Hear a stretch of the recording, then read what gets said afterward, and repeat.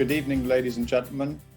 I am Professor Peter Atkinson, Dean of the Faculty of Science and Technology at Lancaster University, and I'm delighted to be hosting tonight's public lecture, and I would like to extend a very warm welcome to you all. The last 15 months has been an exceptionally trying time for our communities, both regionally and further afield. Tonight's lecture is the 8th and final of this academic year's series, and it is my pleasure to welcome you tonight.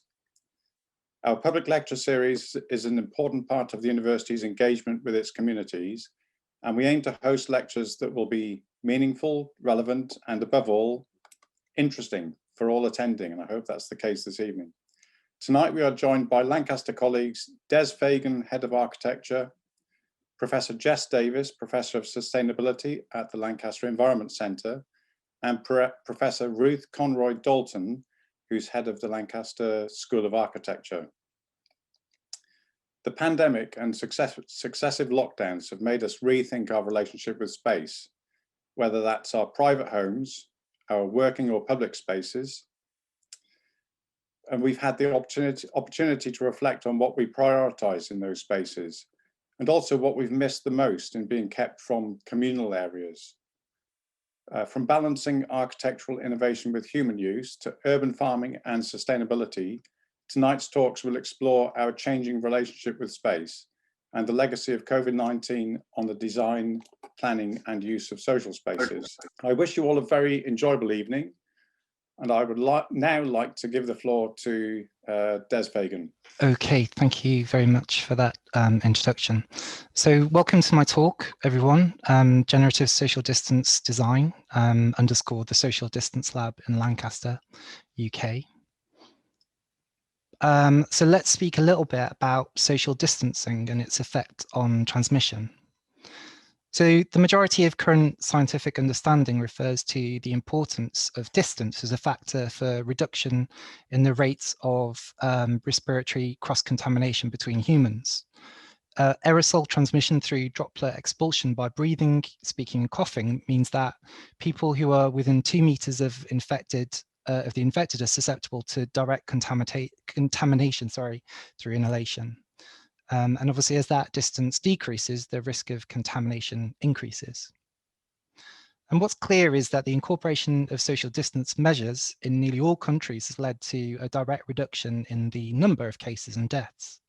In the countries shown here, after incorporation of such measures, indicated by the coloured bars, cases and deaths reduced, thus demonstrating that really social distancing is a key weapon in the fight against COVID-19. And it's not just the cost of human lives. The significant economic effect of COVID has dealt a major blow to governments around the world. And in the US, for example, one study estimated that the implementation of social distancing would save the US economy something like $5.16 trillion. And really an interesting outcome for me, reflecting back on the early days of the pandemic, has been the different scientific approaches to the metric of social distance that countries have adopted. So things like UK and Canada start with 2 meters, US began with 1.8, South Korea with 1.4, and China, France, and Hong Kong with just 1 meter. So it's been really interesting seeing the kind of different metrics as well. So onto signage, and as an architect and designer, this is what I'm really interested in. So the ways in which countries have tried to guide their citizens in social distancing. It's fair to say early on in the pandemic, the approach was mixed. This is an example of an elevator in a shopping mall in Indonesia. Others have been quite ingenious in their approach, using local resources at little or no extra cost. So on the left, chalk circles in Nairobi, on the right, chalk graffiti at a vegetable market in Chennai in India. And here we have lines scraped into the asphalt in Pakistan, and simple but effective painted white squares on the right. So moving west, an equally diverse approach to distancing saw really an incredible surge in the sale of black and yellow industrial tape. So you might be familiar with that in a few shops. And it's interesting to see the tone of some of the signs as well. So the sign on the right in Brooklyn appears, in the US, appears almost angry in its tone, reminding people to keep their distance, keep this far apart. So early on, what we observed, or I observed, was some shops and stores really tried to design on-brand signage, so including colour, font, and brand identity, like this Tesco store on the left. But others had to adopt a more ad hoc approach, so hastily printed A4 signs on paper, for example, those taped onto the chairs shown on the right. And I think really early on, the global consensus was to make do with what we have and make it work. And I think design or aesthetic was simply not a major consideration early on. Which made me think, really, why are we globally pursuing all these different and disparate approaches when we are all facing the same issue? Is this a problem that could be solved using clever design? So I postulated two primary research questions. The first was, can social distancing guidance be automated using computer systems and generative software like algorithms effectively to standardize the way in which we space layouts out? And secondly, how does signage affect people's response to social distance measures? And this is where I came up with the idea to answer these questions in a live lab scenario. Pretty much as the first lockdown was announced in March 2020, so this is some time ago now. And we would set up a test space for rapidly designed and installed signage that we would then invite people into, local businesses, to evaluate and collect data from. We called this the Lancaster Social Distance Lab. And the research took place early on, as I was saying, and completed in June 2020. The clients were the local council, who were the owners of the building that we set up. We employed a local design team called WASH to design the signage, and we would invite local Lancaster businesses into the lab to see examples of social distancing before they reopened their own businesses. And this is the building, the Story. Some of you may know it, bang in the middle of Lancaster. An ideal building, I think, to test because it's got quite a complex arrangement of rooms.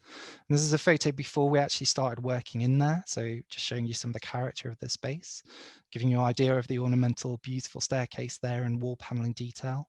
An excellent building to visit. And so on to the testing and evaluation. The first stage for me was to understand how to even begin to approach a new signage typology. So we needed to understand what people thought of different types of branding or tones of voice. So we showed the participants of the research a number of different images of different types of designs as a mock-up in the Story building. This slide shows universal or kind of off the shelf, the yellow and black signage. Just 63% thought that was effective. Onto UK government branded signage, even less thought this was effective, with some saying they thought it was too aggressive or forceful. Then onto local council branded signage with colours and logos of the local governing council. Just 65 thought this was effective. The store specific signage was probably least effective, so many thought the signage just disappeared into the background and wasn't clear enough. And finally, the most effective signage we found was designer spoke. So what people generally said was that the new pandemic deserved a new approach to signage, one that didn't respond to any existing brand or style. This was really a new problem, so required a new solution. So we started from first principles, really. The color palette we used was based on a psychology of warmth, safety, confidence, and calm. This was important. The font, simple Arial, was big, bold, and clear. We knew that most of the population had experience of road and pedestrian signs and decided the format of road signs with their shapes for message, instruction, direction suited this new language of signage, so it wasn't entirely unfamiliar. Hence, we set up a simple principle of shapes associated with type of sign. So a circle, a message giving advice, for example, keep your distance, hexagon, an instruction, for example, no entry, and an arrow, a direction, for example, go this way. And so on to the next stage of design, so the location of signage in relation to existing plans. So throughout my career, I've used generative software to provide optimization of patterns. This is a form of algorithm or mathematics to look for the most optimal solution. And as you can see here, I'm using a piece of software. What I'm doing here on the right is I'm using a piece of software, which is an algorithm. And on the left here is the story itself and changes to the story.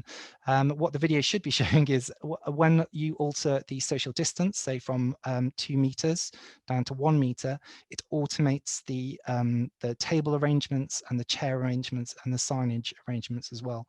So the idea is that this algorithm or this process could take any input and output a socially compliant layout for businesses and retailers to use. And this is the raw output really, an AutoCAD drawing showing in plan circles for the location of chairs in the cafe. The white larger circles indicate social distance offset. The yellow lines indicate the bubbles within which individuals can sit. And so after the automated generation of layouts and signage onto the printing, fabrication, and installation, otherwise known as the fun bit, we used vinyl for both the wall and the floor signage in the story. We were careful to accurately position the signage because that was pretty important. And in the end, I think we achieved using the algorithm software, we achieved a rather dynamic new typology for signage, which is clear, bold, but comforting and reassuring in its messaging. And when we opened the Social Distance Lab, there was a lot of interest from local businesses, and we were really very, very busy, if not packed, for the week that we opened, socially distantly packed, of course. Many of the business owners were yet to open their own buildings, and some still have yet to open them. And really, they found being able to walk around themselves in this socially distant space really helped them anticipate and appreciate the different requirements for space and signage. We also obviously took data and research from them. I think this is probably the most interesting kind of metric just for today, which is 93% believed that the signage in the story was effective. So a high percentage really believed this was effective. And we also believed it was important to produce the research for the good of our community. So we made all the signage free to download in an open source signage pack. So these are all available free to download from our website. And the pack has a wide variety and range of options and potential for customization in shape and size. So this has been downloaded a few hundred times now from a website. And the fantastic thing is it's starting to pop up all around Lancaster and beyond in the region. So what I was careful to do was to make sure that we also tested it in other circumstances as well. So this is installation in the Health Innovation Campus. Thankfully, they agreed to allow us to install that, to test it in there as well. So you can see it being installed. And the fantastic thing as well is, hearing from other people, it's also popping up in other buildings in and around Lancaster as well. So every now and again, I see a sign on a stair or above a stair or on a wall, which reminds me of the impact of how some of this research can actually proactively help towards reminding people about social distancing and being careful in the pandemic. So in terms of conclusion, I think the research project, although really quite short, it delivered proof of concept, and it's been successful in answering the two main research questions that I was looking to ask. I've had quite a large amount of media interest, but also interesting interest from Autodesk and also building information systems modeling companies as well, who are very interested in incorporating some of the features that I generated in the research as well.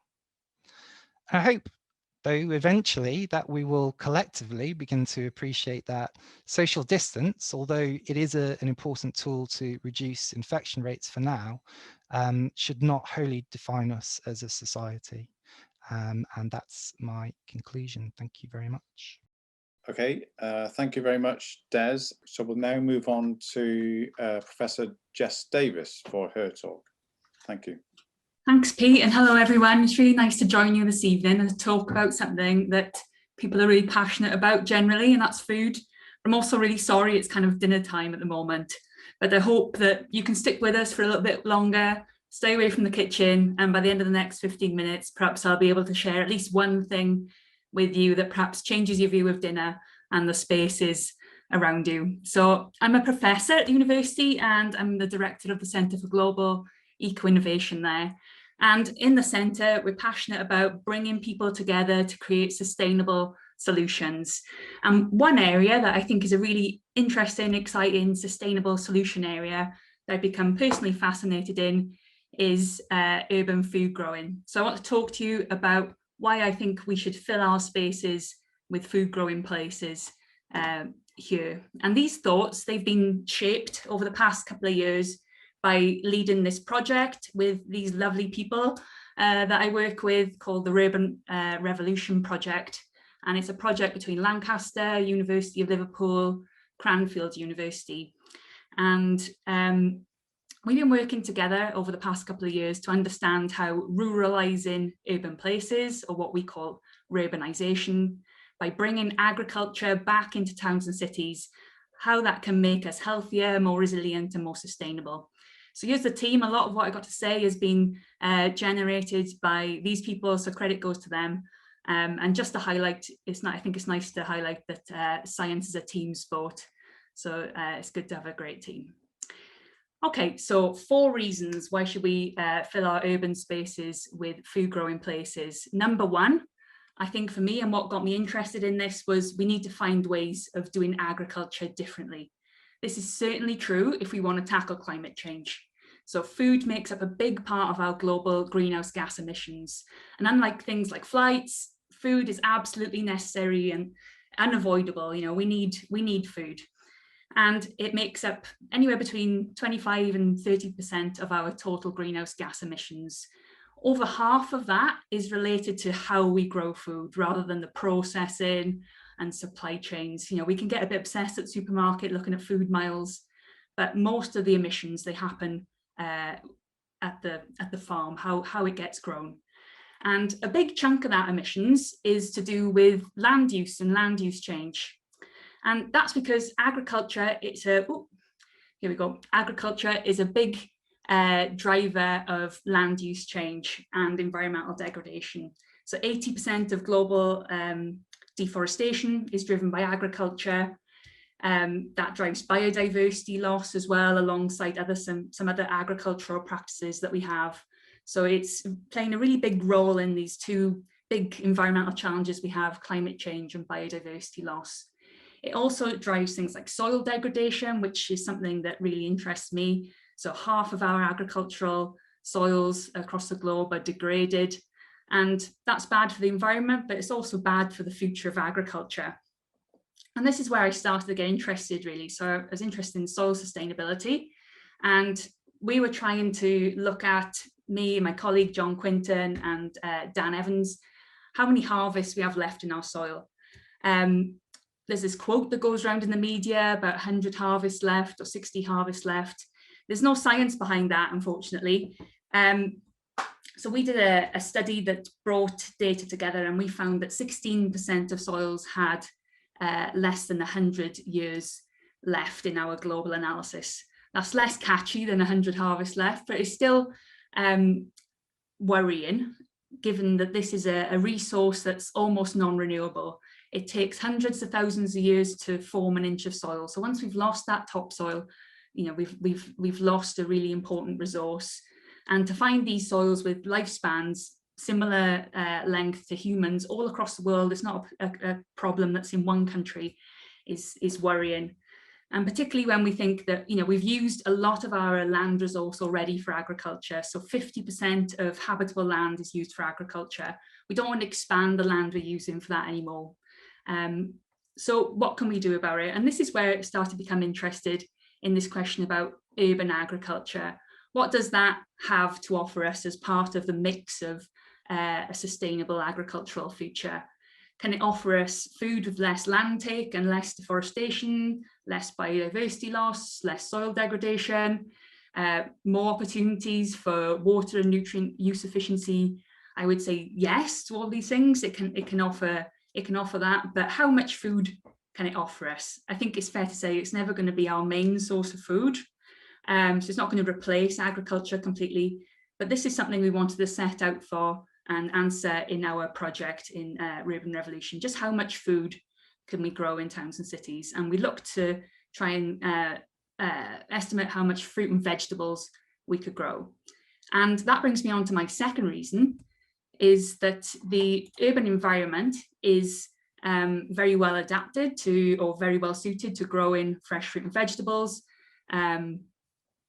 because they need human attention and can be grown in a whole host of different growing environments, so that they're good for urban systems, and boosting our availability of fresh fruit and vegetables is a good idea, particularly in the UK. So in the UK, we're quite vulnerable in terms of our supplies of fruit and veg. We import most of our fruit and veg, and from a small number of countries, including some countries like Spain that are experiencing water scarcity and are in the future going to be experiencing more water scarcity under climate change. So we have a vulnerable supply chain. This supply chain is also vulnerable to other stresses that we've seen over the past 18 months or so, Brexit and COVID. We've seen disruptions to our fresh fruit and veg supplies. This story was from last week in the Mail. You might have noticed on the shelves in the supermarket at the moment, there's been some gaps in fresh fruit and veg, and this story suggests it's because of a shortage of HGV drivers at the moment. So we having a supply of fresh fruit and vegetables near us in the UK, that can help boost our resilience of supply of fresh fruit and veg. And also, we just need more of this in our lives and more of this in our diets if we want healthy diets and a healthy planet. So the Eat Lancet report was a report done by world-leading scientists, and they tried to estimate what we need to eat as a global society and what we need to grow in order to have a sustainable planet and healthy diets. And this is the plate they come up with. And you can see there's lots of categories here of different food types. It might be a bit small for you to see, but the main takeaway is half of this plate is filled with fresh fruit and vegetables. And on the right here is what our plate currently looks like. It's overflowing with meat, overflowing with starch, and we don't have enough of this green bar of fresh fruit and vegetables. And they project we need to double the amount of fresh fruit and vegetables we eat globally. And so with those fresh fruit and vegetables need to come from somewhere. And in the UK, we're no exception. We're not great at eating fresh fruit and vegetables. Only 1 in 3 adults is getting 5 a day. So having more of this present would be a really useful thing for our health and our planetary health. Having, there's one more thing I want to tell you actually before I move on to the next reason. So we tried to estimate how much we could grow in the UK, how much fresh fruit and vegetables we could grow in towns and cities. And what we found was if we used all the green space in our towns and cities in the UK, we could grow more fresh fruit and vegetables than what we produce in the UK, plus everything that we import, not including exotic fruit and veg, not including bananas, but of things we could grow in the UK, we could more than meet our current demand using these urban green spaces. Now, we don't want to use all our urban green spaces for growing fruit and veg, but this analysis goes to show even using a small amount of that can provide a meaningful amount of food in terms of how much we're eating at the moment, and a meaningful supplement to our national sovereignty in terms of fresh fruit and veg supply. So my third reason why we should fill these spaces with food growing places is for our health. Food growing can be good for our health. I think we know this instinctively. Getting outside, being connected with nature is good for us. We wanted to know in our project whether it can also lead to better diets. And our team at Liverpool in psychology looked at this question. And their answer was quite possibly getting involved with urban food growing can lead to better diets. Of the people we surveyed, our urban food growers, they had better dietary quality on the whole. We tried to dig into this to find what was the driver behind that. Is it that people are less stressed? Is it that they just have more fresh fruit and veg available? And what we found was that they care more about what they eat. And so we think that getting involved with urban food growing, it helps us understand our food, it helps us care about what we're eating more, and that in itself leads to healthier diets. I think what's really interesting about the results we found is that we found that you didn't have to be a grower for this effect to be there. If you reported that you felt close to growing in your local environment, surrounded by food growing, we also saw this effect. So we think perhaps the urban food growing in our urban spaces can act like green billboards, advertising for healthy foods and healthy diets, just as a billboard for a hamburger can be advertising for bad dietary choices. We did some studies during the first COVID lockdown.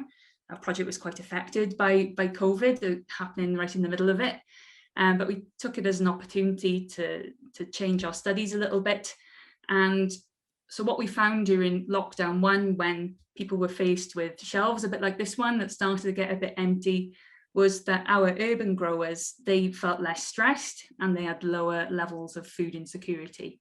So I think what this points to is that urban food growing can have a protective effect. It can help us feel more personally resilient and support us and our well-being during these extraordinary times. And I think a lot of people have come to reevaluate our green spaces and the value of spending time in local green spaces during the past 18 months. So my fourth reason and final reason is that urban food growing can be good for our ecosystems as well.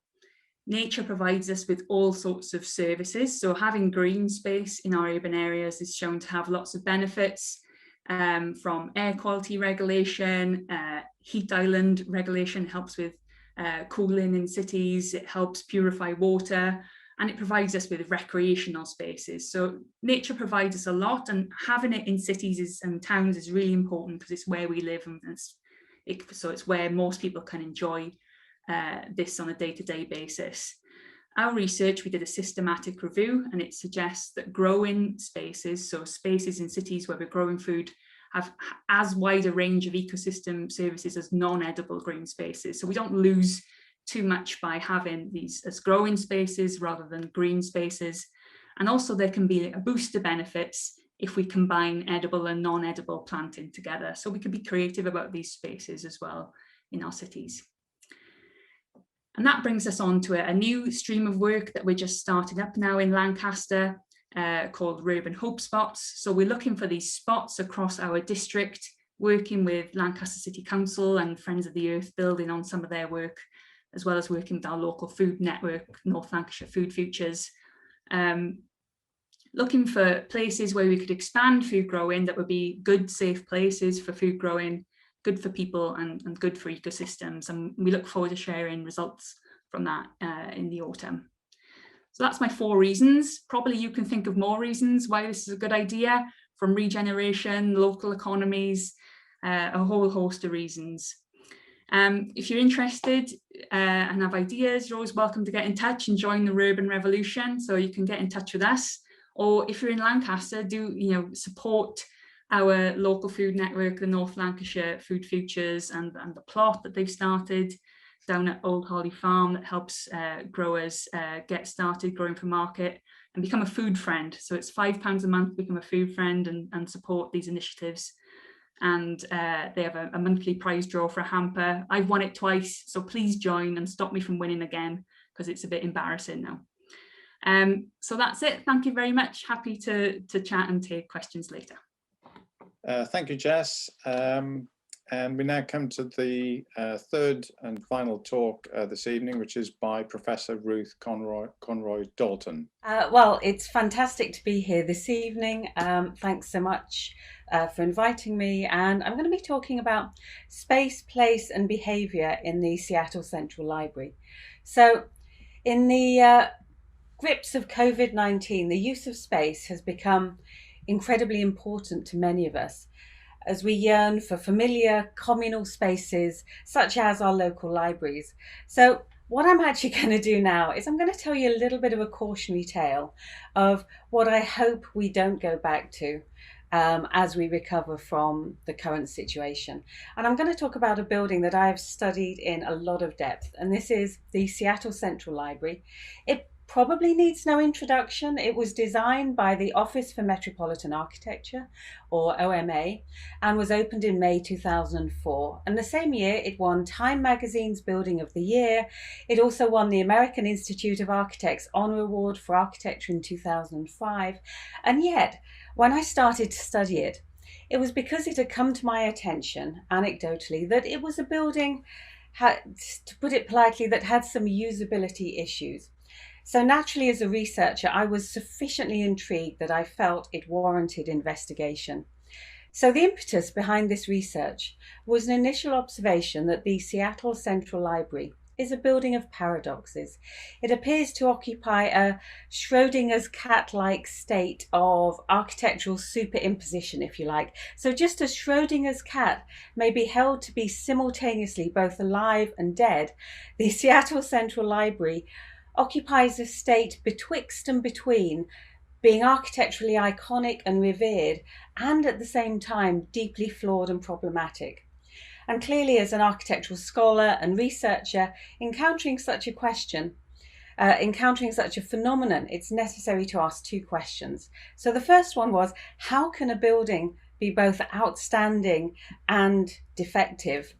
And is it possible to find the causes of this incongruity? So let's just unpick this a little. And I'll begin first by presenting evidence that this library truly is a great building. So this is a building that's been written about a huge amount, very positively reviewed. So for example, this is Henry Muskamp from the New York Times, and he wrote, "At a dark hour, Seattle's new Central Library is a blazing chandelier to swing your dreams upon. And if an American city can erect a civic project as brave as this one, the sun hasn't set on the west. In more than 30 years of writing about architecture, this is the most exciting building it's been my honour to review." A locally based commentator, William Dietrich of the Seattle Times, remarked, "Seattle's new downtown library is so striking, so revolutionary, so odd and so lovely that one struggles to find a metaphor to explain it." And equal praise has been given to the experience of being inside and using the building. So here's a quote, "Spaces are now designed especially for different modes of reading, from cozy corners with comfortable reading chairs to monumental reading rooms that elevate the act of reading by situating readers at long rows of tables within a community of intellectual engagement." So the impression given by this review is the architects have really succeeded in creating a variety of spatial experiences intended to satisfy a diverse set of patrons. And I also wanted to leave you with this quote: "Perhaps no other Seattle building has involved so many really bright people thinking really hard about what architecture is supposed to accomplish." So the question raised initially concerned how the library can be both outstanding and yet also defective. So given that such an assertion is being made, what evidence is there conversely that this is a building that is flawed in some fundamental matter? So what do the library users say? And as part of my research, I collected about 500 quotes and statements from the library users. So I just want to share a few of them here. "It's a tad bit too big, going around all those corners. Was I on the 4th floor or was it the 5th? The library is well kept and easy to navigate. I haven't had trouble finding books that are on the shelves. This library is truly a spectacular mess. The escalators that shoot up 3 to 4 floors without any off points are completely exclusionary. The lack of accessibility is bewildering. I felt like cattle being herded down and up the ramps. And when choices in movement are so limited, it is truly totalitarian and ultimately fascist. Mental violence. 11 floors of architectural and literary genius." I've never used the word badass to describe a library, but here I go. Badass. Yes, it provides all the things a library should, but then the things that put it over the top: the size, the beautiful modern architecture, the personality to each area, floor and room. I found the ever-narrowing floating escalators to be frightening, and I left the building as soon as I could figure out how to get out, hoping I wouldn't have an anxiety attack first. And finally, I love the Seattle Library. It's where I hope to go when I die. So I think it's fair to say that that's a bit of a mixed bag, but some of it really is remarkably damning. And as an architect myself, if someone were to say that they had to get out of my building before they had an anxiety attack, I not only think I would be rather upset, but I think I would feel as though I had failed as an architect. The project architect himself was aware that there were some issues. So this is a quote by Joshua Prince Ramus. "The wayfinding wasn't done perfectly, to put it kindly. When you understand the building, it's very simple. It's just a series of boxes. But what we didn't understand is that to the uninitiated person, it can be complex if they don't understand that. What we thought is blatantly obvious isn't. And this is what the chief librarian had to say. The wayfinding isn't working perfectly. By the second or third day, we had to put up signs to help people. And the famous designer Bruce Mao, who designed the original signage for the library, was very aware of these issues. He said, "It is not without heartbreaking irony that we acknowledge a near total lack of legibility. And while librarians themselves should be commended for their improvisational tactics, overall the patrons confront a constant muddle with one organisational layer of information scotch-taped over another." And here are some of the examples of what Bruce Mao was calling the constant muddle of organisational information. And these were all over the library within a few weeks of it opening. And I just want to share, this one's actually my favourite example, and I'll just read it out to you. It says, "You have reached the bottom of the book spiral. To continue down, take the stairs behind you to level 5 and to escalators to the 5th and 4th Avenue exits, or take the elevator located behind you to the right. Oh, and by the way, the stairs are to the left." So why do users of the Seattle Central Library find it complex and challenging to use? Well, first of all, in terms of how people understand the building, it really is 5 completely different buildings that just happen to have been randomly stacked on top of each other. Each of these buildings has completely different layouts. Each floor is laid out differently from the one below, so you can't learn or take any knowledge from one floor to help you out in the next floor above. Each time you're using and learning a new building afresh. They're not aligned, they're oriented in different ways. And in terms of moving around, if you want to go from A to B by a certain route, say for example by an escalator, you cannot take the same route from B back to A. So there's this one example where there's a one-way escalator. So when you get to the top, if you want to go back down, it's one way. So you have to find a completely different way to actually get back down the building again. It has escalators that go up multiple floors without allowing you off. It has vertical dead ends, and often many of the key vertical connections are really hard to see. They're not obvious. They're sort of hidden away. So having presented abundant evidence for both points of view that it's both a great building and a flawed building, I've hopefully managed to demonstrate the fact that there are actually strong supporters for both views, and sometimes even the same person expressing both views at the same time, namely that it is great architecture, while simultaneously also being deeply flawed. So this leads us to the second question that I posed at the beginning, whether it's possible to determine or uncover the causes of this incongruity. So in this next section, I'll attempt to give my explanation of why the Seattle Central Library is, in the words of Kim Dovey, one of the most disorienting buildings one can imagine. And in order to do this, we're going to look a little bit at the OMA's design process, particularly with respect to how they understood and conceived of the library's users.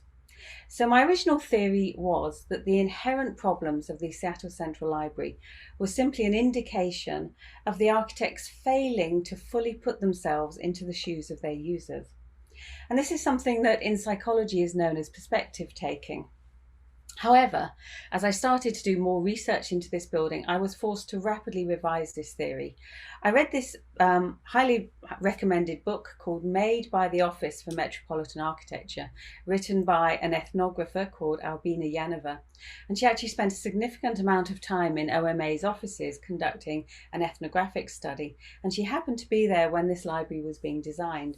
So she documents how the architectural team created a number of one-to-one full-size mock-ups.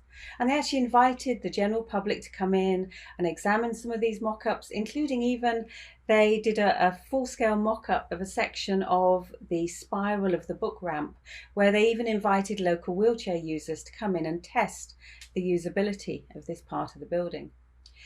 So my second bit of evidence that OMA actually thought deeply about the library users was this quote by Matten. And she describes the classification system that OMA developed to distinguish between their different primary types of users. So they had users that they termed knowledge acquirers. And these were people coming in and really attempting to deepen and widen their personal body of knowledge. And then on the other hand, they had another group that they termed information gatherers. And these were people coming in, perhaps with a task to go and find one specific book and essentially get in and get out in the most efficient and rapid manner. So in this quote here, Matten actually describes the way that OMA conceptualized these two different groups, particularly with respect to how they used the building and how they moved around different parts of the building. My third piece of evidence is OMA's use of what I'm calling personas.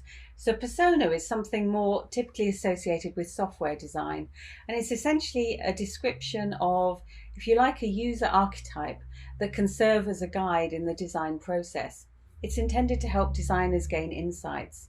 And my evidence for OMA's use of personas were actually in a series of diagrams that I came across, which OMA referred to as their reference strategy scenarios.